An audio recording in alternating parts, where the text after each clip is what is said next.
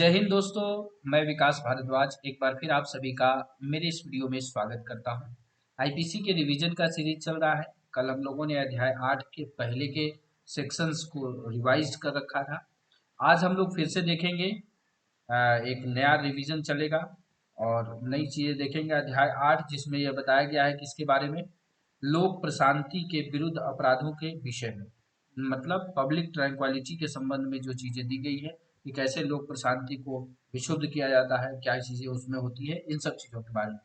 तो सबसे पहला जो इम्पोर्टेंट सेक्शन इसमें है वो है सेक्शन 141, जिसमें अनलॉफुल असेंबली विधि विरुद्ध जमाव के बारे में बताया गया है। जो भी चीजें हाईलाइटेड की जा रही है वो इम्पोर्टेंट है, वहां से सवाल आपके बनेंगे। सबसे पहले जो टेक्निकल पॉइंट है इसमें कि 5 या अधिक व्यक्तियों का जमाव जो है वह विधि विरुद्ध जमाव कहलाएगा। 5 या अधिक व्यक्तियों का जमाव वह विधि विरुद्ध जमाव कहलाएगा। क्यों? जब वह कुछ अपने उद्देश्यों के लिए काम करे, जैसे कि उनका एक सामान्य उद्देश्य हो, कॉमन इंटेंशन है उनका, या जनरल कहा जाए कॉमन इंटेंशन उनका।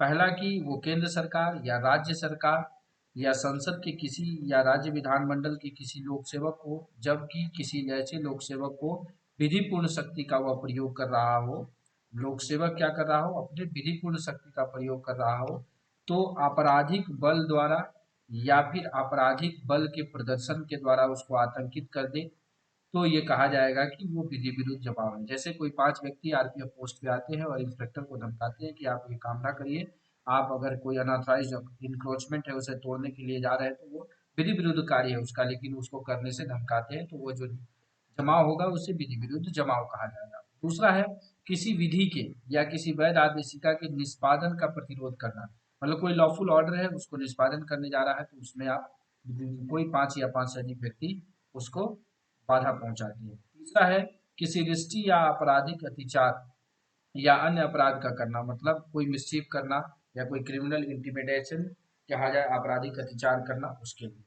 चौथा इसमें यह कहा गया है कि आपराधिक बल का अगर क्रिमिनल फोर्स का प्रयोग करके किसी के संपत्ति पर कब्जा कर लेना, या फिर किसी से प्राप्त कर लेना, या किसी को किसी मार्ग पे चलने का अधिकार है लेकिन उसे उस अधिकार से वंचित करना, जल के उपभोग से वंचित कर देना, इन सब चीजों का कार्य करता है तो भी वह क्या होगा, अनलॉफुल असेंबली विधि विरुद्ध जमाव कहा जाएगा। और पांचवा ये कहा गया है कि आपराधिक बल द्वारा या उसके प्रदर्शन के द्वारा किसी व्यक्ति को वह करने के लिए कहना जिसका कि वह वैध रूप से आबद्ध ना हो और उसके रूप से वह करने के लिए फिर विवश होता है, मतलब लीगली जो है वह उस कार्य को करने के लिए नहीं है लेकिन फिर भी उसको करने के लिए अब दबाव डाला जा रहा है, तो ये क्या हुआ, ये भी विधि विरुद्ध जमाव का सदस्य, मतलब विधि विरुद्ध जमाव कहलाएगा। और संख्या कितनी, 5 या उससे अधिक। तो टेक्निकल सवाल ऐसे बनेंगे। धारा 142 फिर इंपॉर्टेंट है, जिसमें यह कहा गया है कि विधि विरुद्ध जमाव का सदस्य होना, मतलब जो कोई उन तथ्यों से परिचित होते हुए जो किसी जमाव में विधि विरुद्ध जमाव बनाते हैं, मतलब पता है कि ये जमाव विधि विरुद्ध जमाव है फिर भी उसमें कोई व्यक्ति शामिल रहता है, उसमें इन्वॉल्व रहता है, तो ये कहा जाएगा कि वो सारे लोग विधि विरुद्ध जमाव के सदस्य।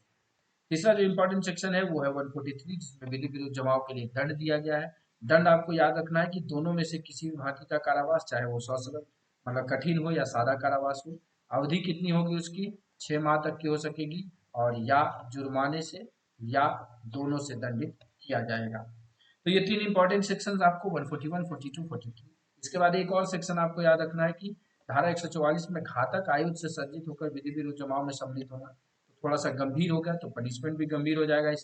इसमें क्या है, कारावास दोनों में से किसी भी भारतीय का 2 वर्ष तक का हो सकेगा, या जुर्माना, या दोनों से दंडित किया जाएगा। तो यहाँ 144 तक। इसके बाद जो है, जब जो है विधि विरुद्ध जमाव दंगा करने लगती है या बल या हिंसा का प्रयोग करने लगती है तो उसे बलवा करते हैं। 146 में यह कहता है कोई विधि विरुद्ध जमाव द्वारा या उसके किसी दल द्वारा ऐसे जमाव के समान उद्देश्य को अग्रसर करने में बल या हिंसा का प्रयोग किया जाता है, तब ऐसे जमाव का हर सदस्य यह कहलाएगा कि वह बलवा का अपराध का दोषी। और बलवा के लिए दंड किसमें है, सेक्शन 147 में बलवा के लिए दंड है। इसमें भी पनिशमेंट कितना है, 2 वर्ष तक की हो सकेगी, या जुर्माना या दोनों से दंडित किया जाएगा। आगे जो इंपॉर्टेंट सेक्शन है वो है 148, इसमें भी घातक आयुध के साथ सज्जित होकर बलवा करना, मतलब डेडली वेपन्स के साथ है, तो ये भी पनिशमेंट की ग्रेविटी बढ़ जाएगी इसमें। कारावास की अवधि 3 साल हो जाएगी यहाँ पर। कारावास की अवधि 3 वर्ष या उससे ज्यादा हो पाएगी, यहाँ पर दिया गया और दंडित किया जाएगा। आगे जो इंपॉर्टेंट सेक्शन इसके बाद है, सीधे हम लोग चलेंगे 159 पे। 159 यहाँ पर इंपॉर्टेंट है। 159 एफरे दंगा के बारे में बताता है। यहाँ दंगा शब्द जो हम जनरली बलवा के लिए प्रयोग करते हैं वो नहीं है। यहाँ दंगा क्या है, दंगा में टेक्निकल चीजें हैं, दो या दो से अधिक व्यक्ति लोक स्थान में लड़कर लोक शांति में विघ्न डालते हैं, तो ये कहा जाता है कि वो लोग दंगा करते हैं। अंग्रेजी में इसे एफरे कहा जाता है। वहीं 160 में है, दंगा करने के लिए दंड के बारे में बताया गया है। जो कोई दंगा करेगा वह दोनों में से किसी भांति कारावास जिसकी अवधि 1 माह तक की हो सकेगी, या जुर्माने से जो 100 रुपए तक का हो सकेगा, या दोनों से दंडित किया जा सकेगा। तो ये हम लोगों ने अध्याय 8 में जो इंपॉर्टेंट सेक्शन है उसके बारे में देखा। अब अध्याय 9 जो है, अध्याय 9 को हम लोग देखेंगे, जिसमें लोक सेवकों द्वारा उससे संबंधित अपराधों के विषय में बताएगा। इसमें धारा 161 से लेकर 165 क तक को मिला के पीसी एक्ट बनाया गया, प्रिवेंशन ऑफ करप्शन एक्ट 1988 बनाया गया। तो हम जब माइनर एक्ट को रिवीजन करेंगे वहां पर इन सारे सेक्शन को देखेंगे कि आखिर पीसी एक्ट में क्या बताया गया, प्रिवेंशन ऑफ करप्शन एक्ट। आगे जो इसके बाद इंपॉर्टेंट सेक्शन है उसे हम लोग लेकर के चलते हैं। एक इंपॉर्टेंट सेक्शन आपको यहाँ पे 176 दिखेगा इसके बाद, जहां पर कि झांसा देकर के काम करने के बारे में बताया गया है। देखिए यहाँ 176 से सवाल आपके बन सकते हैं, जिसमें ये लिखा गया है वैध रूप से लोगों 176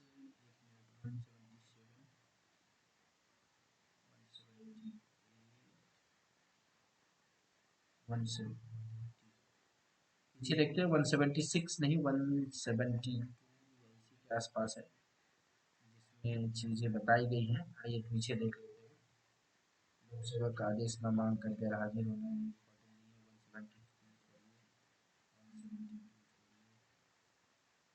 चलिए तो आगे जो अब इम्पोर्टेंट सेक्शन है हम उसको देखते हुए चलते हैं। इसके बाद हम लोग चलेंगे सीधे झूठी गवाही पर। जो भी इम्पोर्टेंट मुझे लगता जा रहा है, जो रिवीजन आपको करना है, जहाँ से आपके सवाल बनते हैं, उन सब चीज़ों पे हम लोग डिस्कशन करते हुए चलेंगे। तो आते हैं हम लोग 191 पर सीधे। 191 से पहले दो सेक्शन आप देख लीजिए।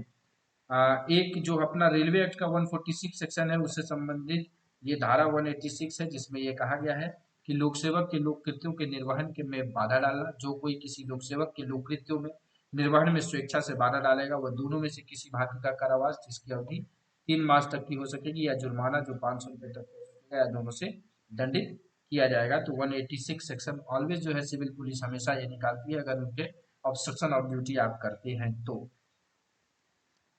इसके बाद हम लोग चलेंगे आगे। आते हैं अब इसमें अध्याय 11, जिसमें मिथ्या साक्ष्य, फॉल्स एविडेंस और लोक न्याय के विरुद्ध के बारे में बताया गया है। तो सबसे पहले धारा 191 में है मिथ्या साक्ष्य देना, फॉल्स एविडेंस देने के संबंध में। अगर कोई शपथ लेता है और विधि के द्वारा अभिव्यक्त बंधों में सत्य कहने के लिए वैध रूप से आबद्ध है, लेकिन फिर भी उसके बाद भी झूठ बोलता है, तो ये कहा जाता है कि वह मिथ्या साक्ष्य देता है। इसके बाद है फैब्रिकेटिंग फॉल्स एविडेंसेस ना 192 में मिथ्या साक्ष्य गढ़ना, मतलब कि आपको किसी भी तरीके से झूठा एविडेंसेस बनाना। उसमें इलेक्ट्रॉनिक अभिलेख भी शामिल कर दिया गया है 2000 से, जब से आईटी एक्ट बन गया है उसके बाद से। तो उस तरह के कंडीशन में भी मिथ्या साक्ष्य गढ़ने के संबंध में ये कहा गया है। वहीं मिथ्या साक्ष्य के लिए दंड के बारे में 193 में बताया गया है। और दंड क्या दिया गया है, दंड ये है कि जिसकी अवधि कारावास से दोनों में से किसी भी भारतीय कारावास से जिसकी अवधि 7 वर्ष तक की हो सकेगी दंडित किया जाएगा, और जुर्माने से भी दंडनीय होगा। इसके बाद जो इम्पोर्टेंट सेक्शन 193 के बाद हम लोग देखते हैं आगे। हम लोग सिर्फ इम्पोर्टेंट चीज़ों को देखते हुए चलेंगे ताकि आपका रिवीजन हो जाए। और डिटेल वीडियो के लिए आप प्लेलिस्ट में जाकर के देख सकते हैं, आईपीसी संबंधित ये सारी सेक्शंस को मैंने डिटेल में बता रखा है। इसके बाद एक इम्पोर्टेंट आपको होगा संशय वाला 212 में 212 में ये चीज़ें बताई गई हैं।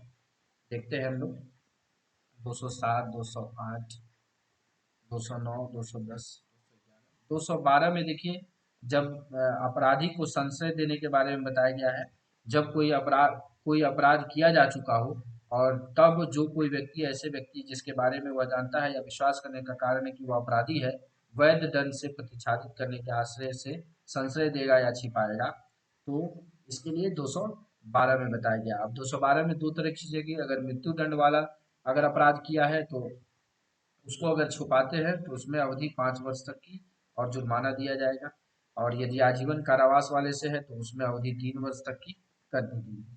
तो इस तरीके से वेरियस सेक्शंस पे, पर यहाँ से पनिशमेंट नहीं पूछे जाएंगे, लेकिन मैच द फॉलोइंग करके मिला देगा। कहेगा झूठी गवाही देना, झूठी गवाही गढ़ना, या मिथ्या साक्ष्य गढ़ना, या फिर मिथ्या साक्ष्य के लिए दंड, अपराधी को संशय देना, इनमें से कौन जो है करेक्टली मैच नहीं है। इस तरह के सवाल आपको पूछे जा सकते हैं। चलिए चलते हैं आगे इंपॉर्टेंट सेक्शंस के बारे में। आगे इसके बाद इंपॉर्टेंट सेक्शन है अपने पास 228 होगा, जहां पर कि जिसके कारण की जुडिशियल प्रोसीडिंग्स मानी जाती है आरपीयूपी एक्ट, उसके बारे में हम लोग देख लेते हैं। 228, 228 आपको इम्पोर्टेंट है यहाँ पर। 228 धारा 228 में क्या कहा गया है कि न्यायिक कार्यवाही में बैठे हुए लोक सेवक का साशय, अपमान या उसके कार्य में विघ्न डालना। तो जैसे आपने रुस्तम मूवी देखी होगी, वहां पर जो बूढ़ी औरत गवाही के लिए आती है, साथ ही साथ वो पारसी हमेशा पेपर वेपर बांटता है, तो उन दोनों को जो है 1 दिन का सजा देता है, कारावास देता है, 100 रुपए का जुर्माना। वही है जो कोई किसी लोक सेवक का उस समय, जबकि ऐसा लोक सेवक न्यायिक कार्यवाही के किसी प्रक्रम में बैठा हुआ हो, शासक कोई अपमान करेगा या उसके कार्य में विघ्न डालेगा, वह सादा कारावास जिसकी अवधि 6 माह तक की हो सकेगी, या जुर्माना जो 1,000 रुपये तक का हो सकेगा, या दोनों से दंडित किया जा सकेगा। तो ये सेक्शन 228 इंपॉर्टेंट है, इसलिए भी इंपॉर्टेंट हो जाता है कि सेक्शन 193 और सेक्शन 228 को देखते हुए ही आरपीयूपी एक्ट को जुडिशियल प्रोसीडिंग्स माना गया है। चलते हैं 228 के बाद जो इंपॉर्टेंट सेक्शन है उसके बारे में देखते हैं। सिक्कों से संबंधित सवाल नहीं आएंगे क्योंकि अपना उससे डील नहीं है आरपीएफ का, आरपीएफ इसके चीज़ों को देखती नहीं है, इस कारण से वहां से सवाल अपेक्षित नहीं है। इसके बाद इम्पोर्टेंट जो सेक्शन होगा, चलते चलेंगे हम लोग आगे, ये स्टाम्प्स और सिक्कों से संबंधित चीजें हैं। जो भी महत्वपूर्ण चीजें हैं उसे हम लोग रिवीजन करते हुए चल रहे हैं। हाँ, एक यहाँ पर आप इसको याद रखिएगा, 268 में पब्लिक न्यूसेंस के बारे में बताया गया है। पब्लिक न्यूसेंस शब्द आप लोग सभी लोग जानते होंगे, वह व्यक्ति लोक न्यूसेंस का दोषी है जो ऐसा कोई कार्य करता है या किसी ऐसे अवैध लोक का दोषी है जिससे लोग को या जनसाधारण को जो आसपास में रहते हो या आसपास की संपत्ति पर अधिभोग रखते हो कोई सामान्य क्षति, संकट या क्षोभ कारित हो, या उनमें उन व्यक्तियों का जिन्हें किसी लोक अधिकार के उपयोग में लाने का मौका पड़े, क्षति और बाधा या क्षोभ कारित करने का अवश्यम भागी। तो इस तरीके से ये लोक न्यूसेंस, पब्लिक न्यूसेंस 268 में इसके बारे में बताया गया है। आपको मैच द फॉलोइंग में इसे पूछा जा सकता है 268 को। चलिए इसके बाद 268 के बाद जो इम्पोर्टेंट है उसके बारे में देख लेते हैं हम लोग।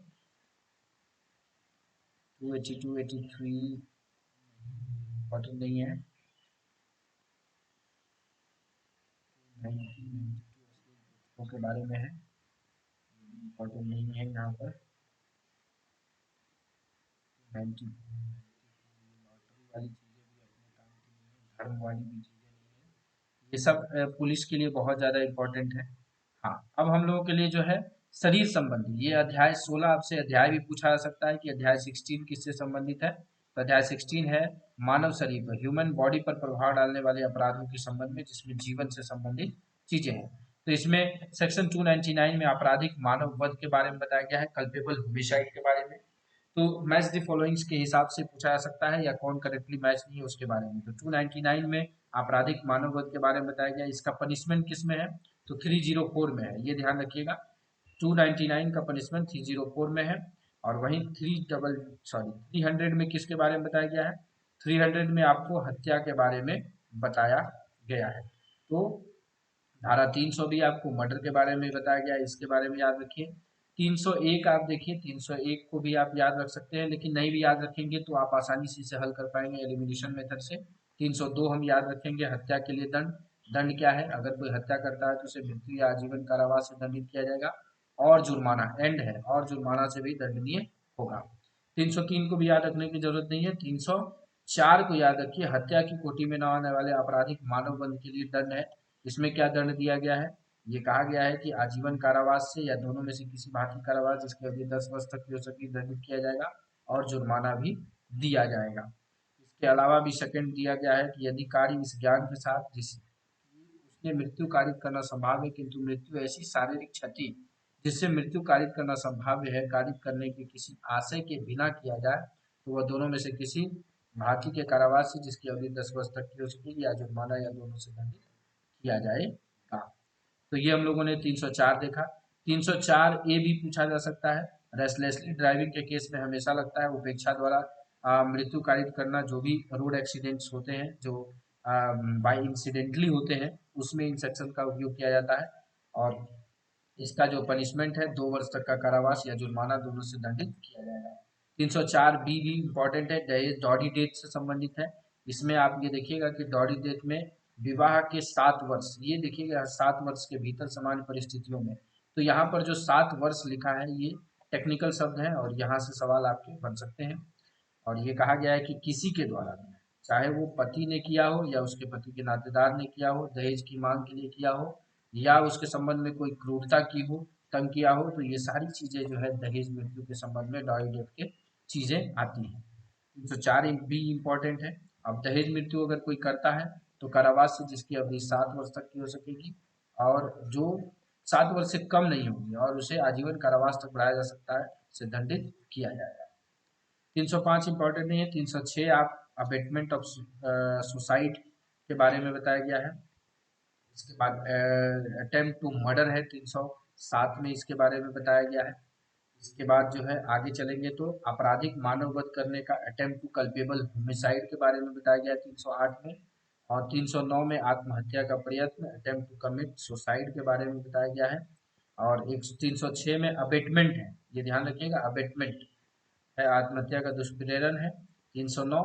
और 310 में आपको ठग के बारे में बताया गया है, और 311 में ठग के पनिशमेंट्स के बारे में बताया गया है। तो ऑब्वियसली देखिए यहाँ से आपको इस वाले सेक्शन से मैच द फॉलोइंग करके भी आ सकता है कि आपराधिक मानव वध के संबंध में निम्नलिखित में से कौन सा कथन गलत है, जिसमें ये दे देगा कि आपराधिक मानव वध 299 परिभाषित है, इसका पनिशमेंट जो है 304 में है, और आपराधिक मानव वध करने का प्रयत्न जो है 309 में है, और इनमें से कोई नहीं। तो कौन सा गलत हो जाएगा, तो ऑप्शन नंबर सी गलत हो जाएगा, क्योंकि आपराधिक मानव वध का प्रयत्न अटेम्प्ट टू कल्पेबल होमिसाइड 308 में बताया गया है। उसी तरीके से हत्या के संबंध में निम्नलिखित कथनों पर विचार करें तो आत्महत्या का करने का प्रयत्न किसमें है, 309 में है। आत्महत्या का दुष्प्रेरण 306 में है। फिर है हत्या 302 में पनिशमेंट है, 300 में परिभाषित है। इस तरह की चीजें आपको दे करके कंडीशनल सवाल, एक सवाल में मल्टीपल सवाल को जोड़ करके पूछा जाएगा। तो आज के वीडियो में हम लोग यही 311 तक रखते हैं। आगे की वीडियो में हम लोग रिविजन करेंगे, क्योंकि छोटा छोटा चलेंगे तो सारी चीजें आपको याद होते रहेंगी, और सारी चीजें याद होती रहेगी तो आपके काम की चीजें रहेंगी, और मेरा भी जो है मेहनत आपके काम में आता रहेगा। तो चलिए इस वीडियो को यहीं समाप्त करते हैं। अगर वीडियो अच्छा लगे तो लाइक करिए, और अगर इस तरह का फॉर्मेट ही आपको पसंद है तो जरूर कमेंट बॉक्स करके बताइएगा, ताकि हम जल्दी जल्दी पूरे सिलेबस को कवर कर पाएंगे इस तरह के चीज़ों को देखते हुए। चलिए वीडियो को यहीं समाप्त करते हैं। वीडियो अच्छा लगा तो लाइक करिए, चैनल पर पहली बार आए तो सब्सक्राइब करिए, और वीडियो को ज़्यादा से ज़्यादा शेयर करिए ताकि ज़्यादा से ज़्यादा लोग लाभान्वित हो पाए। At last, thanks for watching this